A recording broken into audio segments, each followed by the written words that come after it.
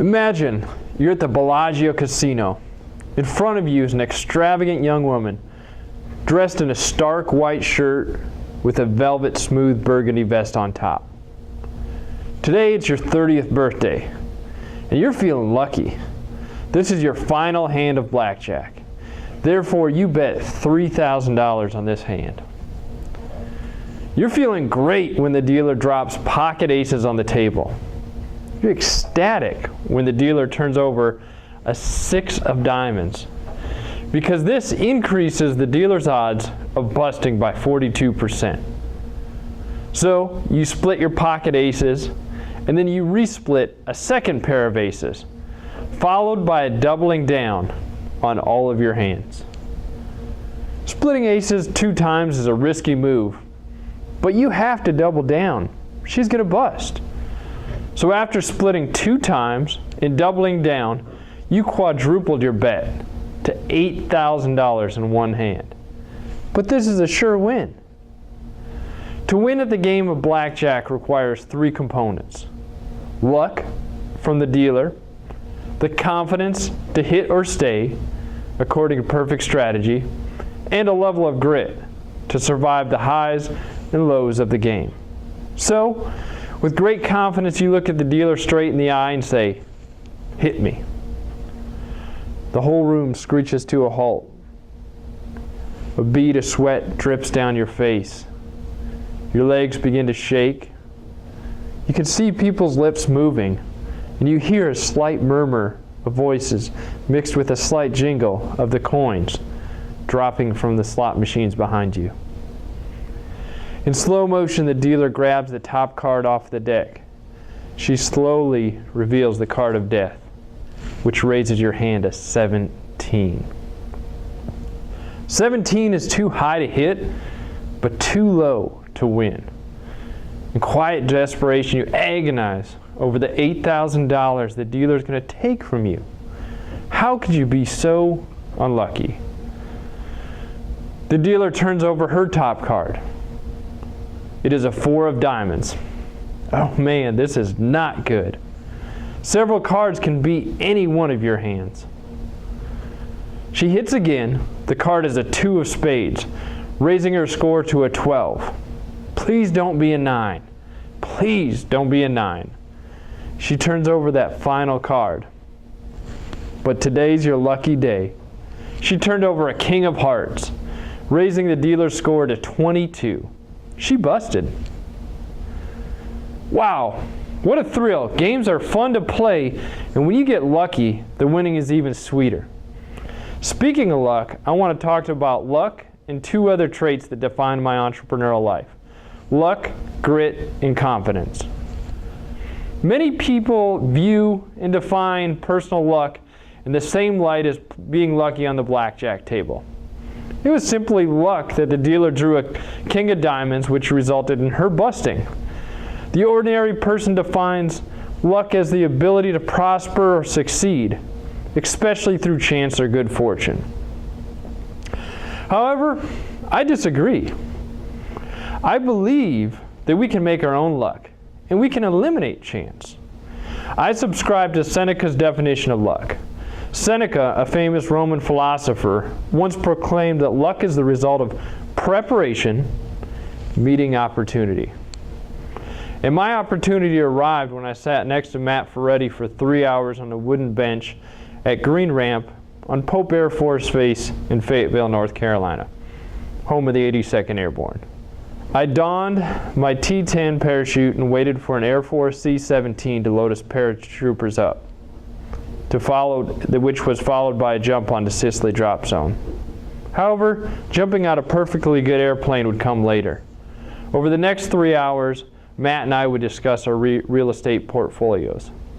You see, my goal as a real estate entrepreneur is to clear $1 million in revenue before I turn the age 45. And my investment vehicle is real estate. As a reminder, my definition of luck is when preparation meets opportunity. So I've started preparing over 10 years ago. I signed up for real estate classes, I read real estate books, I studied the market, and eventually I even entered the market. When I entered the market, I purchased 2 single-family homes and created positive cash flow. Therefore, I indeed was prepared when I sat next to my friend Matt Ferretti, and he introduced me to the beach house vacation model. It was astonishing that Matt could generate over $50,000 cash flow with only 1 house and relatively minimal time commitments. However, luck is only one component. An entrepreneur needs to adopt a resilient attitude. A resilient attitude is needed to transform bad luck into good luck and to persevere through that roller coaster ride of ups and downs. Which brings us to my second characteristic for success: grit. Webster defines grit as the underlying courage in the face of hardship or danger.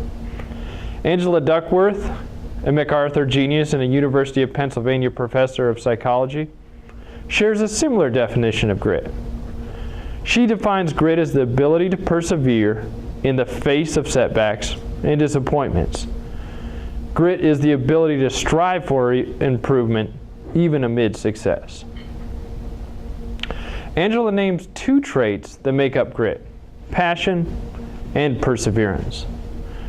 She argues that passion and perseverance are the most important predictors of success. So, what is passion? It is when you care deeply about what you do. When you're passionate about your work, you're more likely to practice it and work towards perfection. What is perseverance? Perseverance is the ability to continue working towards your goal even when the going gets tough. So it's important to understand that everyone can increase their passion and can increase their perseverance. Combining these 2 traits creates new marketable skills. So what is her formula for success? You take your talent, multiply it by your effort, and that equals your new skill. So my talent for real estate was lacking, but my effort was superb. Then you take that newfound skill and you multiply it by more effort, which equals achievement. And what's even better is, unlike IQ, you can clearly see grit is not fixed at birth. This is exciting to understand. We are all capable of increasing our inner grit. Once I understood that I could improve my real estate skills, I dedicated more time to learning, to reading, and to networking. The lesson I took away is that entrepreneurial success does not require a native ability. It does not require genius. Sure, that helps, but what matters most is following your passion and persevering through the tough times. You have to persevere to build your skills, regardless of your starting point. Success demands a non-stop effort in order to convert your unmet potential into quote-unquote overnight success. I learned the concept of grit when I was growing up in South Dakota. I grew up on a cattle ranch and a wheat farm, raised by a 3rd-generation rancher. A rancher works incredibly hard days, and 6 out of 7 days a week. There are no sick days, there are no excuses, just hard work and grit to get through those 12 to 16-hour days. And on the day off, we furthered our understanding of grit on the Sabbath day. The pastor included Proverbs 24 in his sermon. Proverbs 24 states that if you are too lazy to plow, do not expect a harvest. As an entrepreneur, you're doing plenty of plowing, sometimes endless fields of plowing that result in minimal harvest. So I took many meetings, but like many new entrepreneurs, I faced many rejections. Yet, I learned much from these multiple rejections and continued to refine my business plan. With great confidence, I continued to take investor meetings, hoping for that one lucky opportunity. The third characteristic of success is confidence. The definition of confidence is the reasonable expectation that good things will happen to your professional and personal life. Positive expectations give people the fortitude to work through difficult goals. the resilience to bounce back from adversity, and the ability to confront the circumstances honestly in tough times. Positive expectations allow you to keep your advantage when things are not going well and increase your chances of winning. Confidence, though, it requires you to believe in yourself, it requires you to believe in your teammates, it requires you to believe in your systems, and to believe in your ideas. I believe in myself.